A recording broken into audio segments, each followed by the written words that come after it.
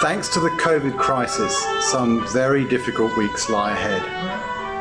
This is going to be very tough for some of our friends and families, for our health system, and indeed for our countries. At the most basic level, hundreds of millions of people are going to be stuck at home, away from their friends, separated from their loved ones, some without work, some without pay.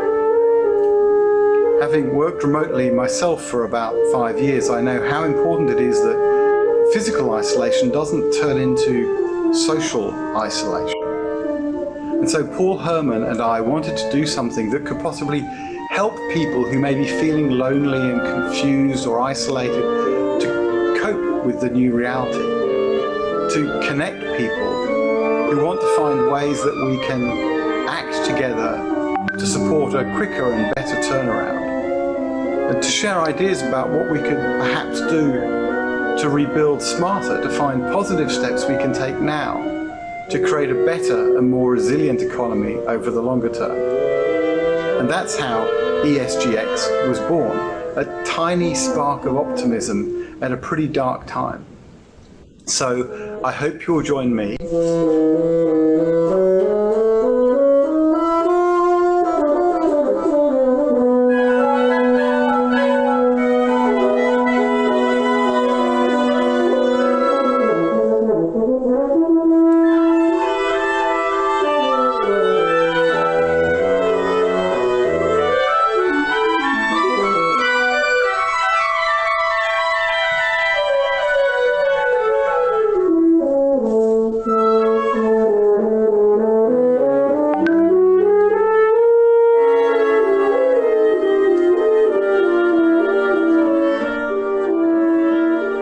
By the way, if you're enjoying the music whilst we wait, this is a piece of the Nielsen Wind Quintet played by a New York-based youth quintet. They are all still at high school.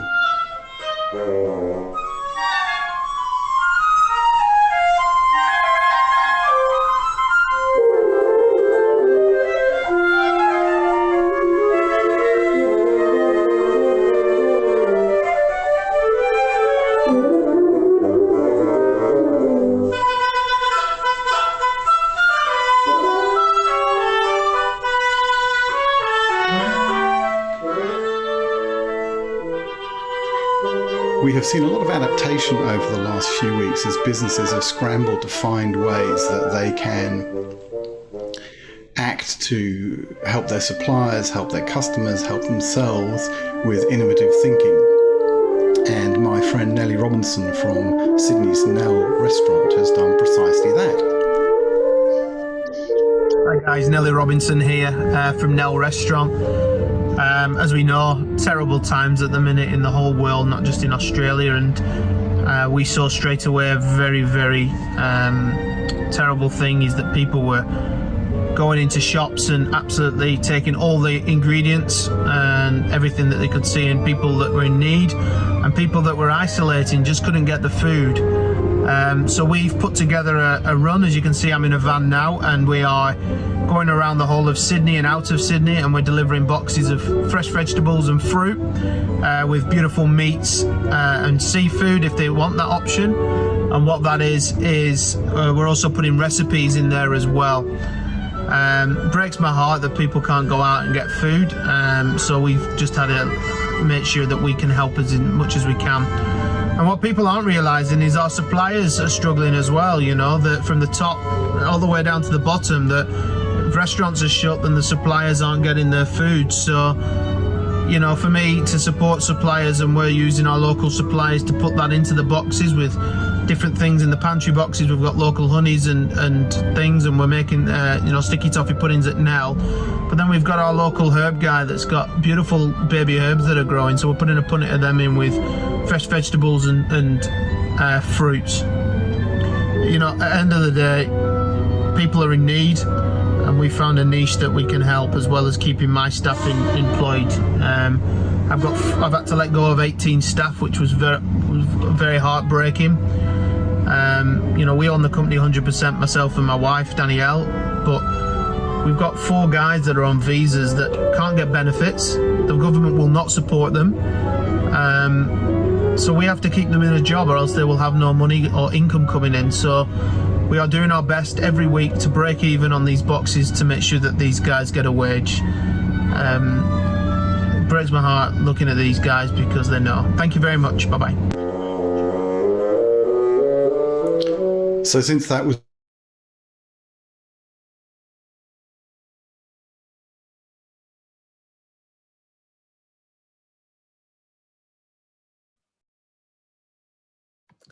Welcome everybody to ESGX. This is the April 7th edition.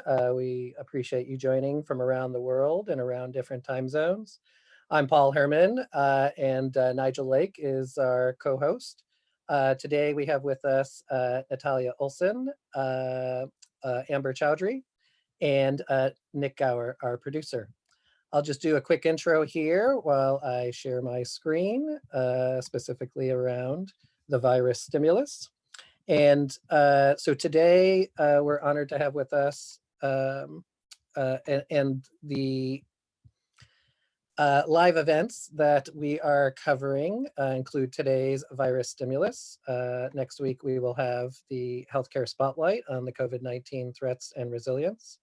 And then we have listed here the first of 4 Earth Week specials, one on science-based targets and triple bottom line impacts, another on a new launch of a green jobs report and the future of society and the Green New Deal.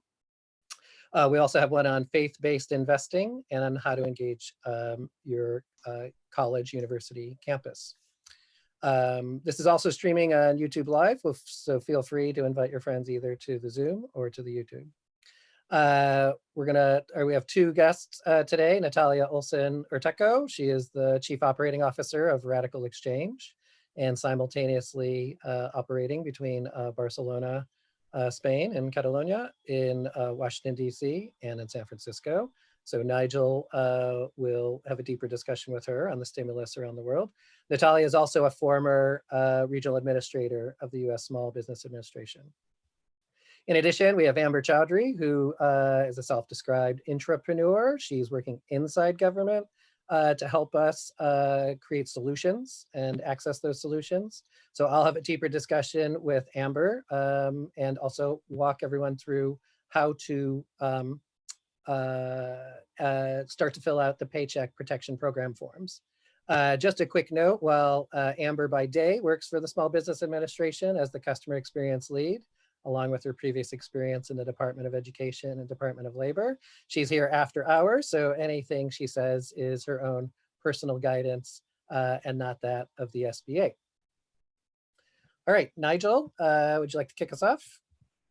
fantastic. Thank you very much, Paul, and good morning, good afternoon, and good evening to everyone who's joining us from around the world on ESGX Live, the show for people who want honest answers and positive action. Coming up on today's show, we have Amber Chaudhry, as Paul has said, and I think the interesting thing will be to hear her personal perspective on the massive effort that is underway to get financial support out to where it's needed most as quickly as possible. Before we do that, though, let's just have a quick look around the world at what's been happening. Over the last few weeks, government have had to move very rapidly to address the fast unfolding COVID crisis. We've seen 10 million job losses in the US over the last fortnight. We've seen the Purchasing Managers Index in the Eurozone at an all-time low of 29.7 in March. Unemployment systems have been struggling, websites have crashed, call centers are overloaded, physical offices have been overwhelmed by demand, and the impact has clearly been broad and severe, and more lies ahead. So with that as background, the focus has rightly been very much on the short term by governments to try to address the immediate unemployment crisis, which has unfolded very quickly. That's to keep companies' doors open, to keep people in employment wherever possible. Governments have been prepared to adapt incredibly rapidly. I think, to their credit, let's remember new policies typically take years to unfold, not simply weeks. Government support has come around the world in various different ways, and it's quite helpful to differentiate these. Firstly, true helicopter money, i.e. pure grants and schemes that are effectively grants and get money out with no strings attached whatsoever. Secondly, equity, money in return for some form of ownership of the business, as we saw in the financial crisis in the UK and Royal Bank of Scotland, for example. Third, debt, loans to support cash flow through the crisis, as well as the government or the deferral of government liabilities. Fourth, measures simply to support confidence, such as debt guarantees. And fifth, measures to support liquidity in the financial system more generally. Let's just look quickly at a few examples. Germany has a pretty well organized scheme. They put an extra 10 billion euros into their Kurzarbeit scheme, which has been running for some time. This subsidizes employees' wages if they are furloughed from businesses, and so they're not taken off the payroll. 100 billion euros to recapitalize and buy equity stakes through the Economic Stabilization Fund. $500 billion in tax deferrals for businesses, and over €1 trillion in liquidity and guarantee measures. There have also been some more micro initiatives. They've lifted the ban very recently on seasonal workers, so 80,000 agricultural workers can come into the country. The UK has been somewhat at the other extreme. At least politically, the country was slow to react to the crisis, public figures trivializing some of these risks even just a few weeks ago. The economic response, however, has been really pretty good. This includes underwriting 80% of wages for staff kept on the payroll, up to £2,500 a month, which is just above UK median income, has been adapted to address self-employed people as well. This is effectively an adaptation of the German scheme. $330 billion in loan guarantees, a business rates holiday for some of the hardest hit sectors, and cash grants for smaller companies. Australia has, at the other side of the world, implemented a similar wage subsidy scheme. This is 3,000 Australian dollars per month. And this, as in the UK, I think has been very warmly welcomed by many businesses. Australia has also progressed rapidly, rolling out some measures for more specific industries such as childcare. Denmark, which remember closed down on the 11th of March, the day that they went from something like 90 cases to just over 180 cases. They acted early, the health system's not been overwhelmed. Still, they've implemented, again, a Kurzarbeit-like scheme, subsidizing 75% of wages up to 30,000 Danish kroner per worker. That's about $4,400. Spain overnight has introduced some form of universal basic income, which may become permanent. It's very early to see what's happening there. And looking a bit more broadly, the South Korean response is partly centered around its Green New Deal. And I think we expect to see more of this, focused on investment in some types of infrastructure over the longer term to support the rebuilding. All of this has focused really on meeting the loss of income and not on reducing costs. And just looking ahead over the next few weeks, I think we'd expect to see some focus switch to the cost side of businesses, in particular mortgage payments and rents. You know, we're in a zero interest rate environment right now, which means we can safely kick liabilities down the road, defer repayments, and extend all loan terms by a year. We need to ensure benefits flowed through to rents. If we did that, and you defer principal payments on a mortgage, might equate to rent reductions of something like 60% or more. If we don't grasp this issue, then a liability crisis can follow. And I've written a paper on this, and we'll share a link to that in the chat. So with all of that as a very brief rundown on some of the things that have been happening over the last few weeks globally, let me now introduce our first guest, Natalia Olson-Urtecho. As Paul said, previously a regional administrator in the Small Business Administration, and she's joining us tonight from Barcelona. So Natalia, thank you very much for staying up late. We very much appreciate it. Of course. Well, it's my pleasure. And greetings from Spain. Thank you for that really big, nice rundown globally, because this is really a global economic panorama that we're facing today. And I know that you and I were going to have a little bit of a discussion. Just wanted to make sure that people understood, especially in the US, that there's so many resources. And I know Amber will talk a little bit about that, but our SBDCs, our SCORE chapters, our women business centers, our veteran business centers have a lot of great information as well for folks across the US. And one of the really interesting things is collaboration, right? So years ago in the Obama administration, we collaborated a lot with Europe and our friends across the world, figured out ways that we could share best models. And I think this is going to be key here moving forward. One of the best models was our SBIR program, our Small Business Innovation Research Grants, which is how companies like Qualcomm got started. our SBIC program, which is how companies like Apple, Intel got started. And that's how you have now today in Europe, you have the Horizon 2020, now Horizon 2027 program that's 80 and 100 billion, which is going towards the startup community. It's going towards new businesses. It's going towards figuring out how to be more sustainable. In the previous administration, we worked really, really hard on making sure that the Paris Agreement was something that was tangible. And that was something that was key. And if we look at what we're seeing today, some of our SDG goals, economic, equality, and so on, are key parts of this. And with this recession, we're going into a recession. To be honest with you, and one of the most important things that is really visible here is the most vulnerable folks in our community. I was how going do to ask we about that, leverage because obviously seeing and by the way, for everyone who's in our live studio audience via Zoom, if you've got questions, please do put them in the Q&A. There's a button down the bottom of your screen, and we will answer those if we can, or either in the chat or afterwards. But I was going to ask, so one thing that Spain has literally just announced is exploring some form of universal basic income, potentially extending that permanently. I don't know if you've got any perspective on where that's going to go. It's obviously very new. It's very new, and as I don't know if a lot of folks know, but if I really want to tell folks in the U.S. not to complain about bureaucracy, because in Europe the bureaucracy is a little bit harder.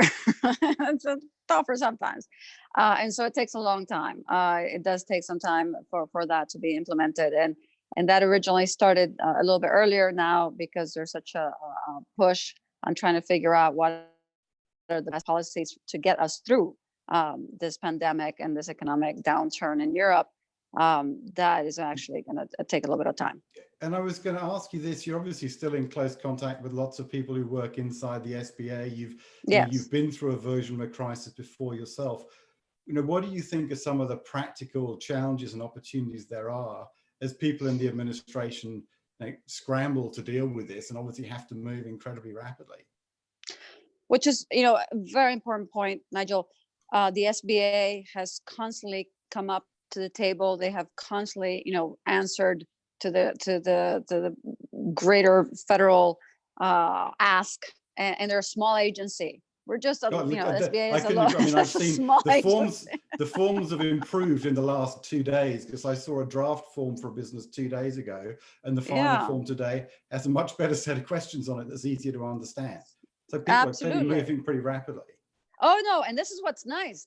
This is what's great about the SBA, is that it is, a business perspective, right? So they are actually very nimble. They're very agile. They're trying to do the best they can. But most important thing that I cannot just ask a small business, and I'm a small business owner, 4-time entrepreneur. I've started many companies before I went to work for the SBA.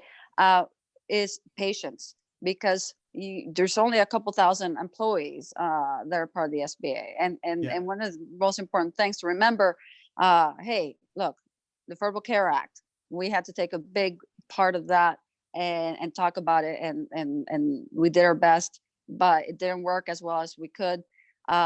2010, the Small Business Jobs Act, a lot of that fell on the SBA and figuring out ways that we can help business, get businesses off the ground.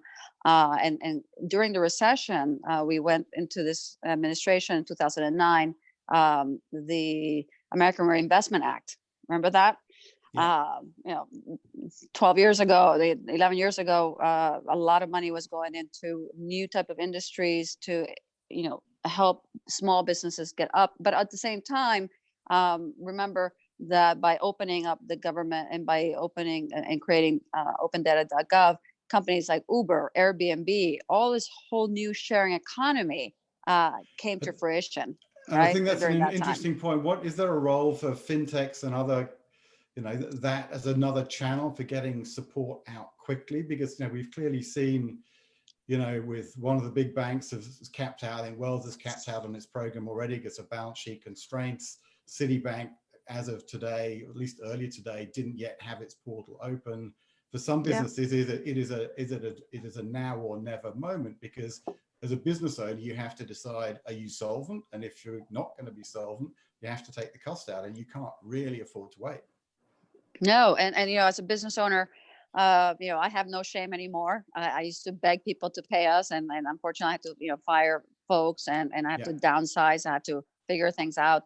I think that what's interesting is I never thought that crowdfunding and the fintech community would be so essential right now. And we habilitated that 10 years ago. We made that, you know, a lot more transparent. And the fintech community will have to come here to the rescue in many ways, I think. And this is where we have, you know, looking at other type, you know, cryptocurrency, blockchain, any other thing that we have been able to strengthen and figure out ways that we can figure out capital. And most important thing is capital for business. Any business owner knows that we cannot feed people with, you know, enthusiasm. Yeah, that's exactly right. And that difference between, is it a grant, is it capital, is it a loan? Because loans don't help if you're short of equity. So exactly. There's a heap we could keep talking about here. We're going to keep you on the line for a bit, but I'm going to hand now to Paul to talk a little bit more about the practicalities of where we go with this. I think the short version is that lots of governments have discovered that the real world comes at you very quickly when you're in the middle of a crisis. Paul. Yeah. Thank you, Nigel, and thank you, Natalia. So we'll look forward to some deeper dives before we complete our show here. So I'm going to share my screen just to do an overview and an introduction into what resources you, as everyone on this call, can use as entrepreneurs, as employees, to refer to the organizations that you work for, and as independent contractors and citizens. So, sorry, this button keeps getting hidden while I share the screen here. So what you'll see on the screen is there's a very valuable resource that Duke University and the Fuqua Business School and the CASE Social Entrepreneurship Center has produced. It's called covidcap.com.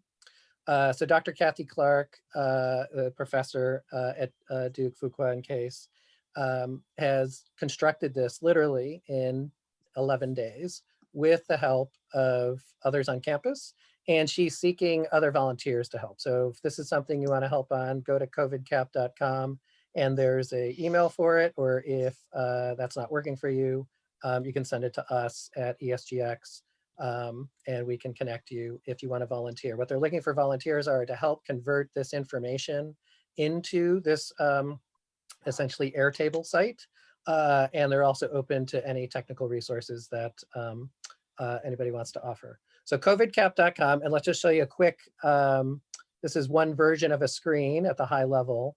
So they've pulled together, as you can see in this second column here, the 350 billion, 349 billion exactly, of the Paycheck Protection Program in the US.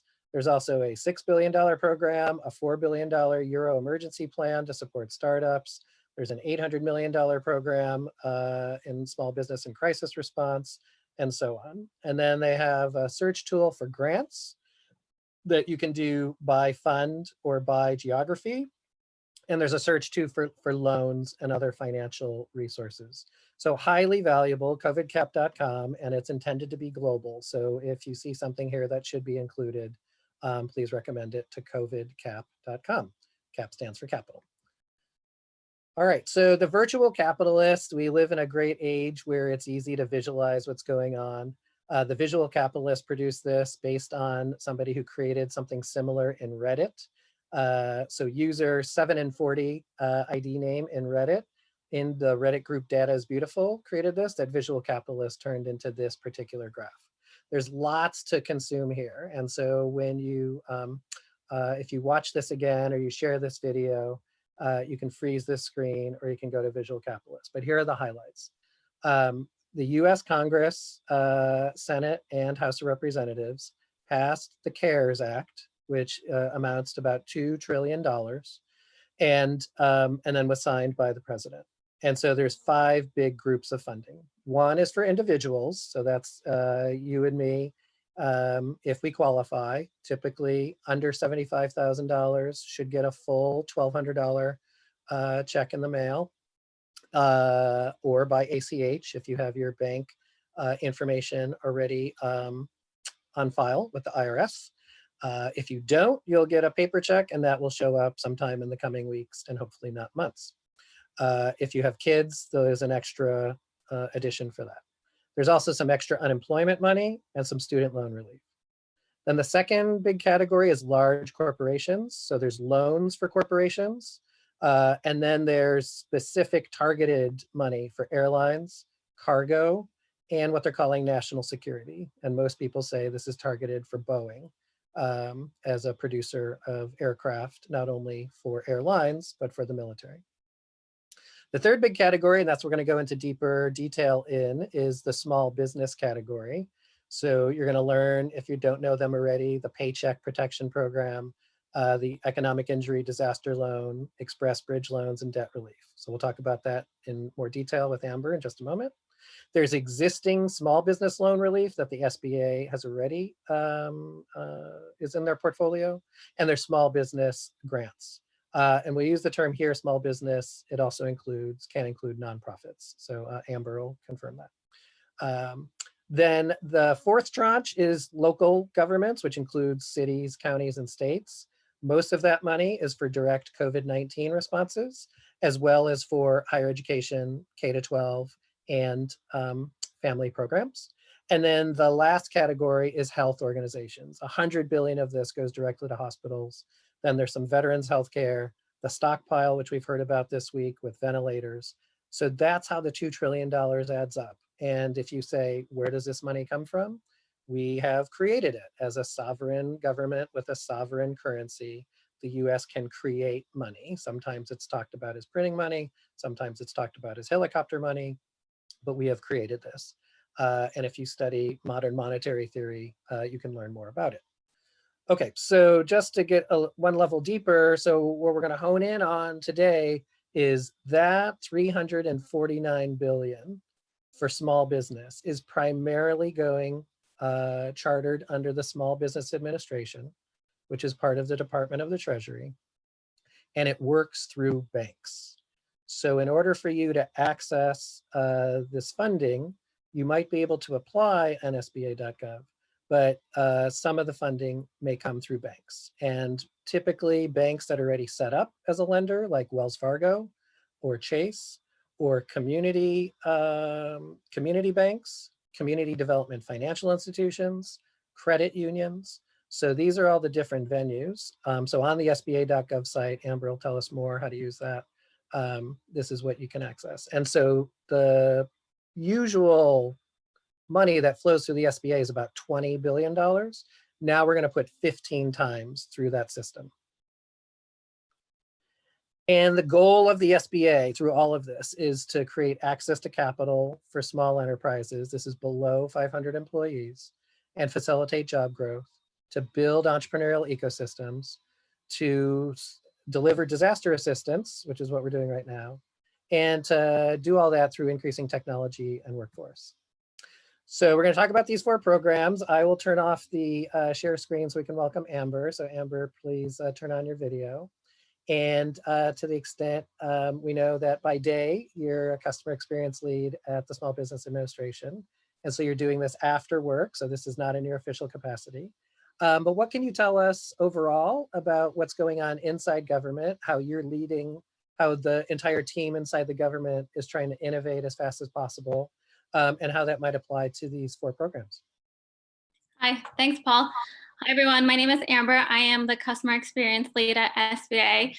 So what entrepreneur means basically is our team basically figures out how we can innovate inside to make our programs meet the needs of small businesses. I don't think any of us anticipated that part of our mission would be to recover small businesses. And that's typically with natural disasters. We go in right after FEMA, but none of us anticipated that recovering a disaster could be in the form of a virus. And so we internally have been working to streamline applications. For those of you who did apply to the EIDL loan, you know that the initial process didn't make sense because it asked you for a FEMA number. And I actually was up until 2:30 2 weeks ago streamlining that application for the new EIDL application process, which is up now, and we've received positive feedback on that. But we are doing everything that we can, and analyzing all of the sentiments that you in the feedback that you all are giving us, and working with private sector partners as well. We're working with Rocket Loans, we're working with AWS and Microsoft to quickly deploy the innovations and to meet your needs.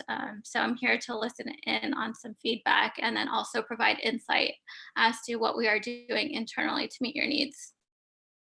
Great. And are you able to say who, you mentioned some of the people working on the technology, are there particular, the SBA has a search tool for who potential lenders are, right? Yes. If I can share my screen really quickly, I can walk you through that really quickly. All right, that should be able to work. All right. Can you see my screen? Yes. Perfect. So if you go to sba.gov/PPP, it will take you to this landing page right here. And so one of the first things that you will be able to see is apply for the Paycheck Protection Program. So if you click this find a lender box, it will take you to the search tool where you can go in and type in your zip code. So I'm originally from Tampa, so I'm going to search a Tampa zip code. And you will see the top 5 lenders that you would be able to contact and go through that process. I know a lot of you are working with your existing lenders, and if your lenders are capped, this is a great way for you to reach other lenders who are participating in the program as well. If you find that, you're contacting these folks and nobody is accepting applications, my advice to you would go to the local assistance tab. So you just go sba.gov, and at the top you see local assistance. Under SBA offices and resource partners, you can see SBA district offices. And so you would click that. Again, you would just put in your zip code, but you will see a list of district offices. So if you were in Alabama, you would click Alabama district office and contact your district office. So if you're not hearing back from the lender, please contact your district office. And because they are the boots on the ground, and they would have a better idea of which lenders in the area that are currently accepting loans versus banks who are capped out or slow to get back to other folks. And what does that mean, Amber, capped out? So we're hearing that some lenders are no longer accepting loans, and that is the discretion of the bank. And so, we don't control how the banks operate, but we can give you more guidance as to which other banks that you might be able to tap into by using the lender map tool or contacting your district office to see, so to hear from them who currently is accepting PPP loans. So, because I know a lot of you all are having trouble figuring out who is accepting loans at this point. Okay, yeah, so one is, first thing you need to do is figure out who you're going to go to. And so it could be your existing bank or community bank or CDFI. Then one of the next challenges is, what should I apply for? So there's 4 programs. There's the Paycheck Protection Program, there's the EIDL, the economic injury, there's these express bridge loans, there's debt relief. Can anyone apply for all 4? Can you only apply for one? Yeah, so to give you some clarification on how to apply for, I'll start with PPP since I have it pulled up here. So to apply to PPP, obviously you need to find a lender, but in terms of preparing the application, if you go all the way to the bottom under lender forms and guidance, you can click the form and right here, so you can see what the banks are asking you to fill out. So that is right here. Just to show you really quickly, you would just download the PDF really quickly before contacting your bank.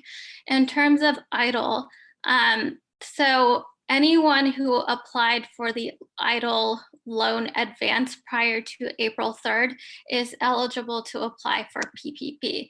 But if you're still interested in applying for the EIDL disaster loan, you would go to COVID-19 relief.sba.gov, and I will copy and paste that into the chat link soon so that you all can see. So in order to get the loan advance, you need to apply to the EIDL loan. And so that the advance would also be this link here as well.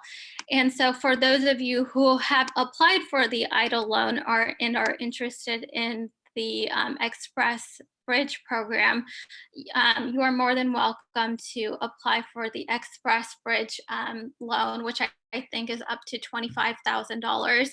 And that is while you await for the EIDL loan to come through. Okay.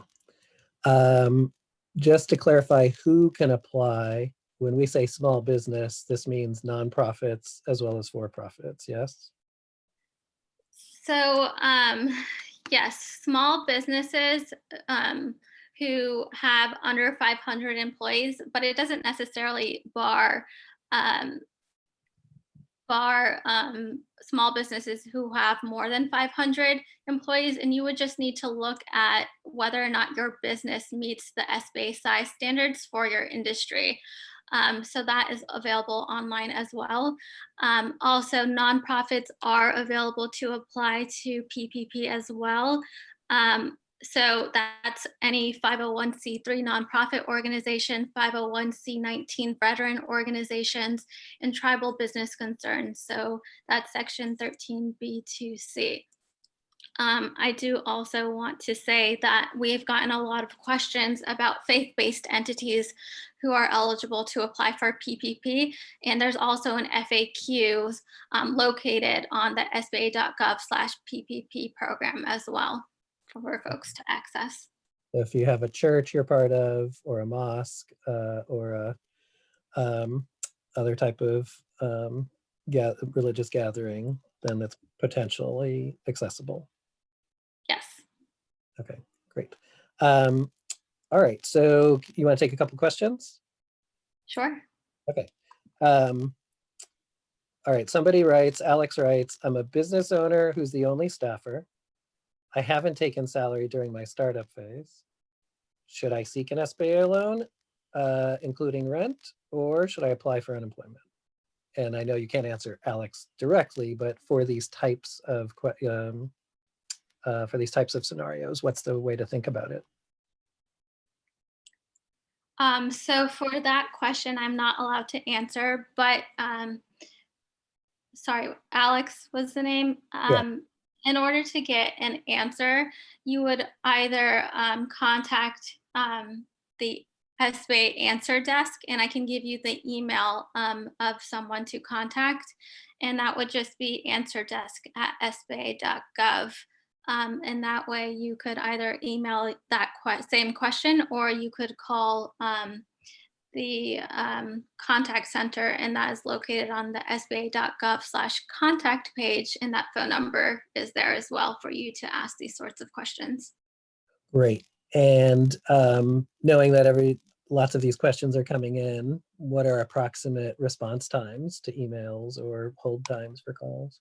That's a good question. I'm still trying to get that data. I will say that that team went from receiving 50 questions a day to, I think, 3,000 questions a day or 25,000 questions a day, depending on which team is getting those questions.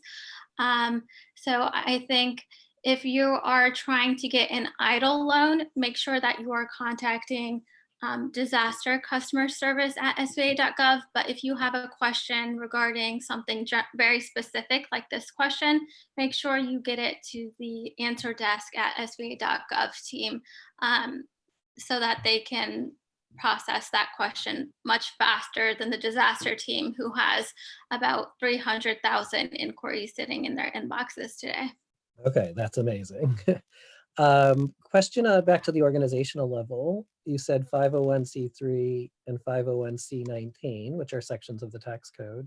Mm-hmm. What about 501c6 or others that aren't C3s or C19s?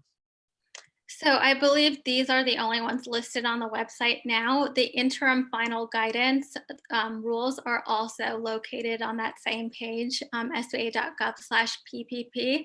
And so that is the final rule for that's been published by both the Treasury and SBA.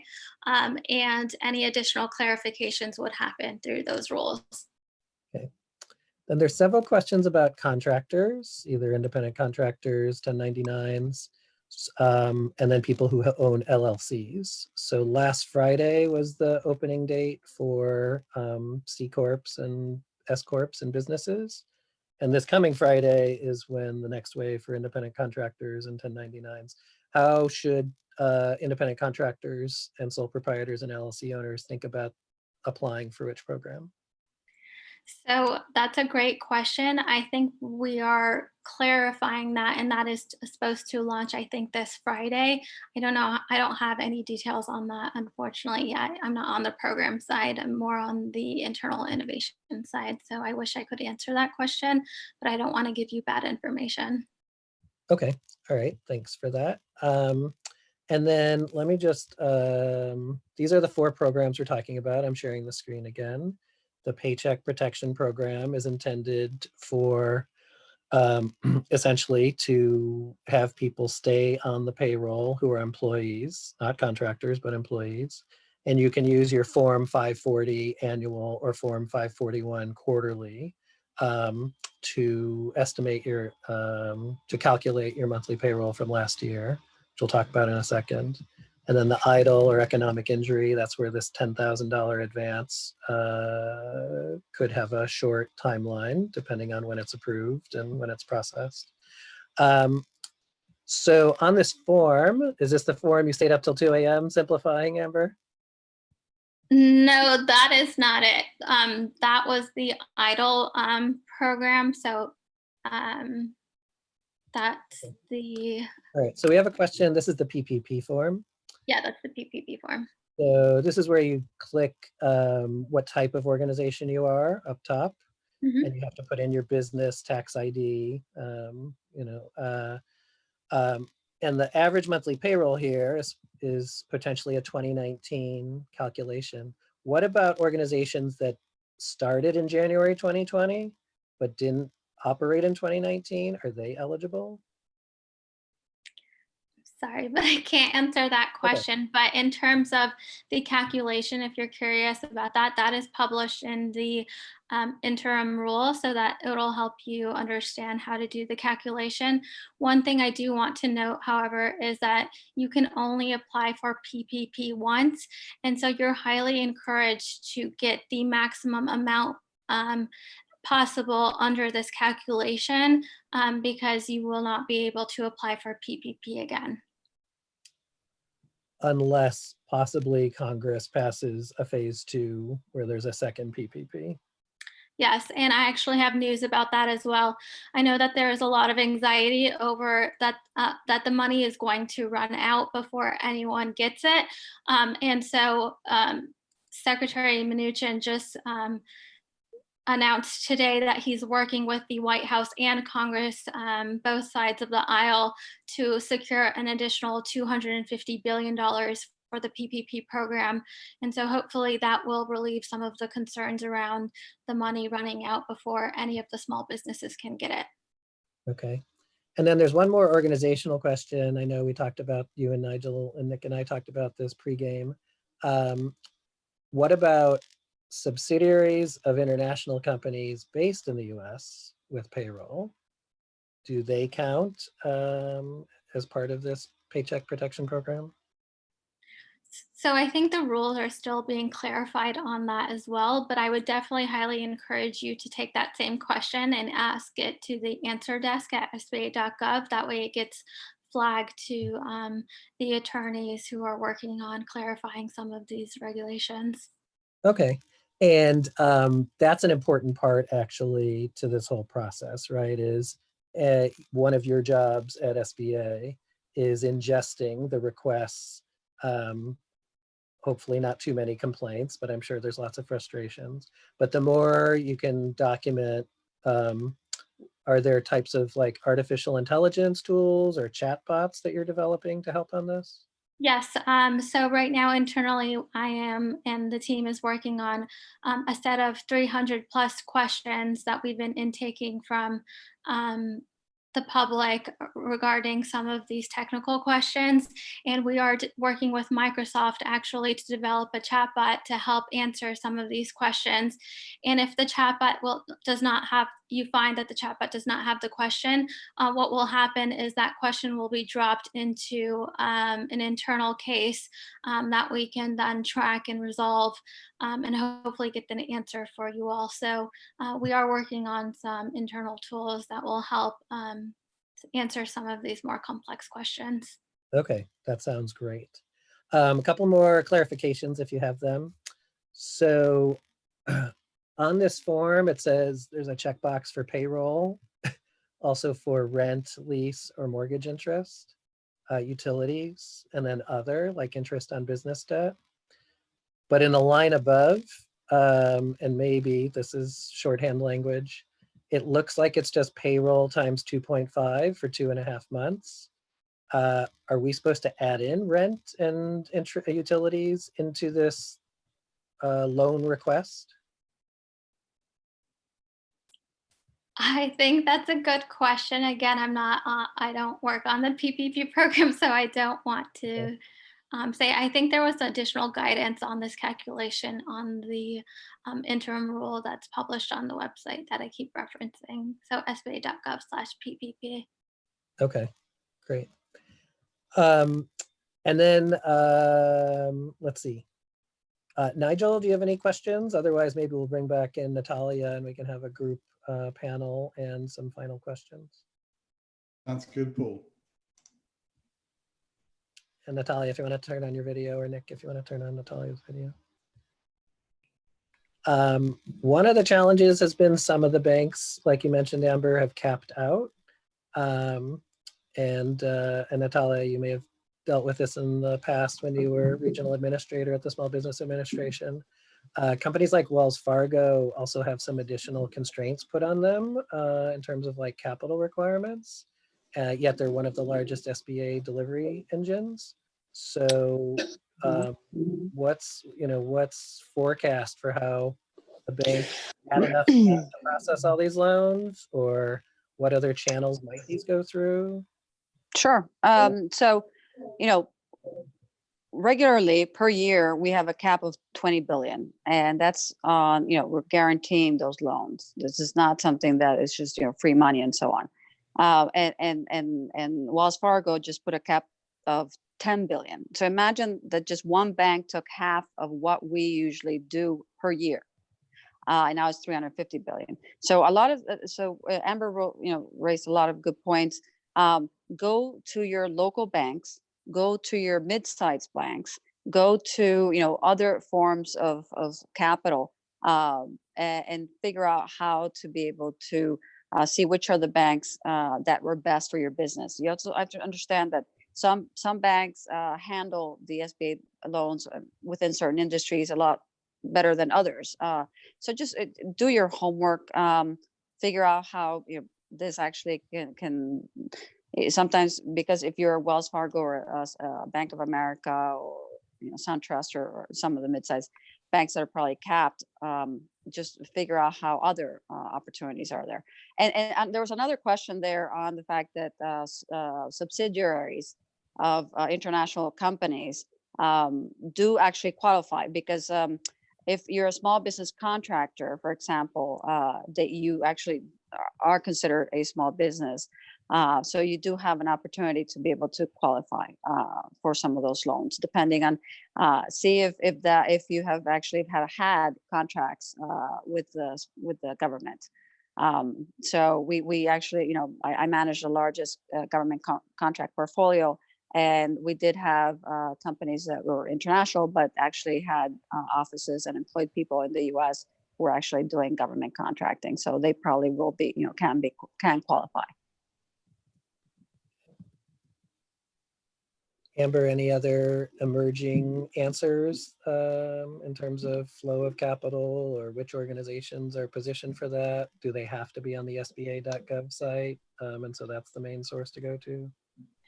So I think the best way to get a pulse of, who is providing the loans in your community would be contacting the local district office, because they're keeping tabs of who is actually doing the loans versus who is, making it difficult to get the loans.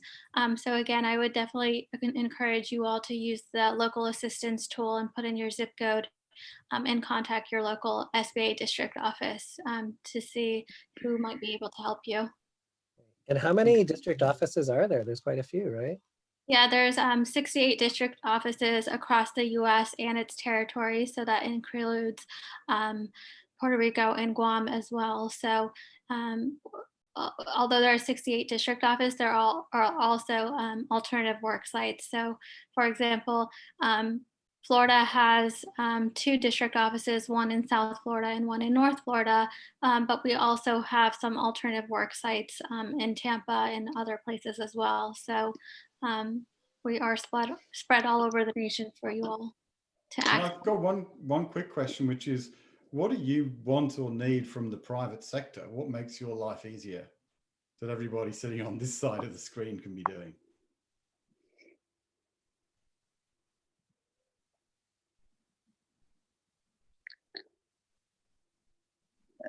I'm not sure she heard that. Go for it, Natalia. Sure. So very important is for us to be able to, walk people through. We have a great volunteering organization, which is SCORE. The SCORE chapters, we have 14,000 volunteers across the country who can actually, our SCORE chapters have all figured out ways to answer the basic questions. So go to them, figure out how, if you have the ability or the time, just a couple hours a week to be able to volunteer to help a business understand your financial planning process. That is really important. So I can't emphasize enough how many volunteers have actually helped start businesses and have actually, created tons of jobs. So if on the private sector, for us to walk people through their financials would be really, something that would be really useful, because a lot of folks are not, the reason why the SBA is getting overwhelmed with all these calls and why there's a lot of applications, they're just there's a lot of applications, is because they're not understanding what they really need as far as capacity and capital. So I think that our financial folks, and I'm volunteering, so there's folks that we can actually ask that guidance is key from the private sector. Yeah, to add on to that, if you are not seeking access to capital right now through the EIDL loan, the Express Bridge loan, or the PPP loan, Natalia mentioned some of our other resource partners who provide counseling and mentorship, which are, the small business development centers, the women business centers, the veteran business opportunity centers. And so in order to find out where those centers are, you would just use the same local assistance tool that I mentioned and type in your zip code. So it'll populate not only the district offices, the SBA district offices, but also our resource partners as well. So if you wanted counseling help through this at this time, they would be the people that you would contact for help. Great. Just want to go back to one question since there was some chat box back and forth about this. Because these applications are going to a lender and because that lender will approve the loan request, if you're including rent, utilities, interest on business debt, mortgage interest, the only available box on that form is to sum up that request. So it may be that number, and this is what we've discussed with other business entrepreneurs, is it's the payroll number times 2.5 plus 2.5 months worth of those other expenses. So, and then the lender will probably be in touch with you about whether that's a appropriate number or not. But without misrepresenting or without lying, you may want to aim a little bit to include all of those and have those adjusted with the due diligence that's done. Great. Okay, so we're putting in some web links into the chat box. Natalia, what do you see happening in Europe or other places around the world in terms of other government programs? Well, for example, Germany has put money towards the startup community, $2 billion. France is putting $4 billion. And one of the things that I wish our SBA could do, but we're under certain restrictions, is to be able to help get the SBIR program more money, because that's where a lot of the grants for startups are at. Right now, you have to put you have to have 3 years. You have to have at least a little bit more maturity as far as getting your books in order. To be able to get those loans and so on. Banks in general are not going to fund startups right now at this particular joint crossroads. But Europe is trying to get the startup community funded. Of course, a lot of bureaucracy.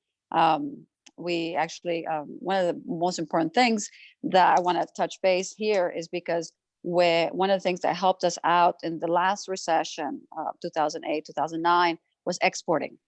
So President Obama was keen on making sure that we double our exports and services. And I think that looking at one of our SBA loans, actually, it's one of our, probably the best one, I think. It's 80% of it is actually covered, is our export loans. So figuring out new markets, there's a lot of demand for services and products around the world.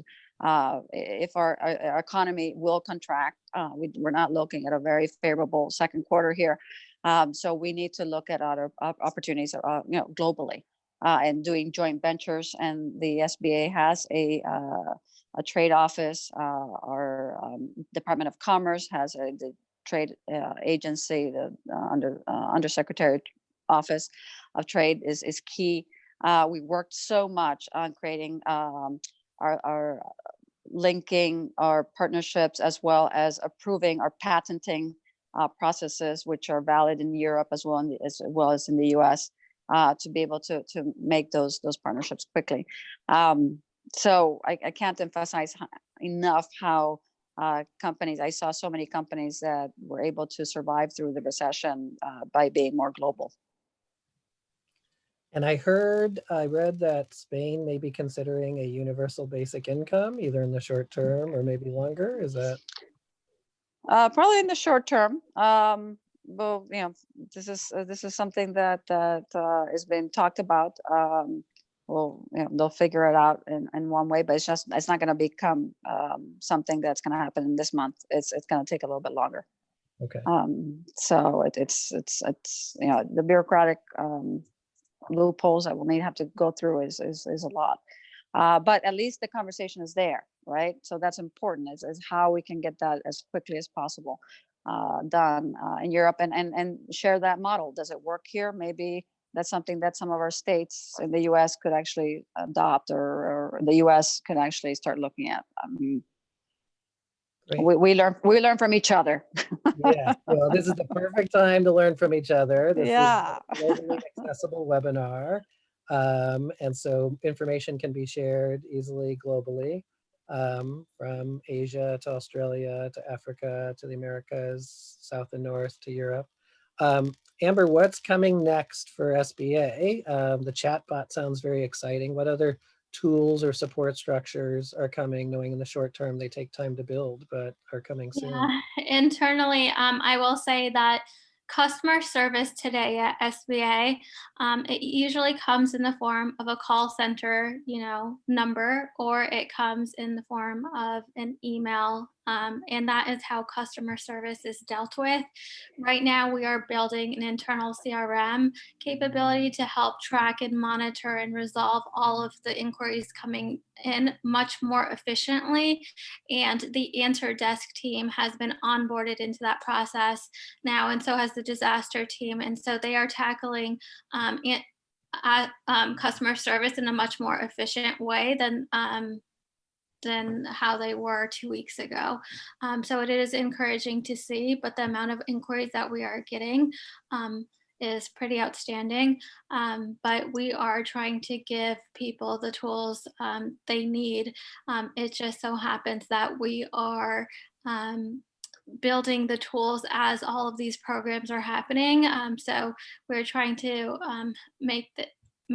iterate as soon as possible, but it takes time to get folks internally to learn these new tools also. So there's a little bit of a change management aspect to it as well. So kind of flying the plane as we build it, but there's a lot of great internal tools happening and with the IT department. So encouraging to see. And then also we're very grateful for our private sector partners who are helping tackle and provide a better experience for small businesses right now.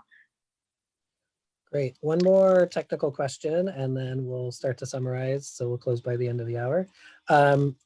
There's a question here from the audience. There's a religious entity with a school under it. The school is a corporation as well as the parent. Do you have any education around only the parent can apply, subsidiaries apply separate from the parent, how that works? Yeah, so we just published the FAQs for some of these faith-based entities. I put it in the chat bot. So if that does not answer your question, then please submit a ticket with the National Answer Desk so that we can work to clarify that. That would be, like the Montessori model, for example. So Montessori system works as as a subsidiary, and they actually can go after loans. We financed a lot of them during the previous administration. So super. Yeah. All right, Natalia, summary thoughts before we wrap up? Really, I just want to put it out to the community out there that patience is key right now. Looking at how to help each other, figuring out alternative financing ways. Look at crowdfunding. My God, we worked so hard to get crowdfunding into the Jobs Act. There's ways that the fintech community can be part of this conversation. There's new economic models. RadicalxChange, our foundation, is working with different states and different cities to figure out ways that the citizen can be a lot more at the center and have a really good communication as to what our policymakers will need to do in the future. We have to realize that we're working really quickly on antiquated systems that maybe are just cannot be at a certain capacity right now. So we really need to look at new models, and at the same time figure out how to be good to each other and be patient. And I know it's hard when you have employees that you cannot pay. So I think our federal government has done a great job in getting this funding out. But I realize that we all have to be, hands on deck, like my old boss used to say. And Amber, summary closing thoughts? Yeah. So I would just echo that we are a small agency, and we are doing everything we can do to evolve to meet your needs in this time. We are evolving in our customer experience capabilities as well. I just wanted to say that, if you are having trouble finding a bank in your area, please reach out to your local district office, as they might have a better pulse of which banks are currently accepting loans. And they can also help guide you through which program might be best for you, since there are 4 different avenues that you might be able to utilize today. But also, if you're not looking for access to capital, they would also be able to direct you to some counseling and mentorship resources as well. Great. Yeah, so go to the SBA.gov site, look for a bank or community bank or community development financial institution. The SBDCs, small business development centers. Great. So there's many potential resources. So it's going to take a little bit of work to do that. But as Natalia said, be patient and work it through. Amber, Natalia, thanks very much for sharing this time. I know you're both very busy during the crisis, so we really appreciate it. This is will be syndicated globally, so we're grateful. And Amber, please thank Nagesh Rao for us as well for bringing us all together. Natalia, thanks for all the great work that you do on RadicalxChange, and you have an online virtual conference coming up in June, right? Yeah, we do. Yeah, June 19th, global virtual conference. So we have people from all over the world, many digital ministers and, folks that are key to the future of how we're going to be doing new economic models to help everyone. So Super. Thank you very much. sure. Nigel, you have some good news for us. Wrap up with some good news, and then I'll wrap sure. up with some closing remarks. Let's just wrap up with a little bit of good news from around the world. I think it's been very heartening to see that entrepreneurial life and investment life goes on despite the crisis. A couple of weeks ago in Australia, a neobank called Ginger raised 433 million Aussie dollars. It's one of the largest investments into an Australian startup I think that there has been. Just about 10 days ago, Acciona from Spain announced a 1 gigawatt wind project in Queensland. That's about 2 billion Australian dollars of investment. Last week, Amadeus, the travel technology company that must surely have been hit as hard as anybody, raised 750 million euros of equity, and the same in a convertible in a deal that was done, I hear from someone on the trading floor, in a couple of hours. So it's done incredibly quickly. And all of these things have one thing in common, really, which it's about capital flowing to the future, not the past. And in some other late-breaking news, you may have seen the New Zealand Prime Minister Jacinda Ardern also announced that the Easter Bunny is essentially an official essential worker. So that's good news for all of us, showing how important a sense of humor is in all of this. Paul. Thanks very much, Nigel. I want to thank our guests, Amber Chaudhry, Natalia Olson, my co-host Nigel Lake. Let us end on 2 fun things besides the Easter Bunny being an essential worker. While surfing through the Reddit, we found there's a Reddit for data is beautiful, which of course all data is beautiful with dogs. So this corgi here is plotting on the x-axis the dates, and on the y-axis his noms or treats, little nums, a lot of nums, more nums, and that is great for dogs while we're all home together. And finally, thanks for joining us this week on ESGX Live. Next week, we're going to have a spotlight on the threats and resilience of different hotspots around the US. We've built we're going to have people who've built a model by 3,000 counties around the US, looking at bed capacity, health worker capacity, transmission risk, and what that may mean for portfolios and things like muni bonds. And then we're going to have 4 events during Earth Week. So thanks very much for joining us. Delighted to have you with us. Please share this if you find it useful and informational. We're simulcasting on YouTube as well as Zoom, and we'll look forward to seeing you on the next ESGX. And of course, as always, send us your solutions and suggested speakers you want to hear from, and we can build an event around it. Have a safe and healthy weekend.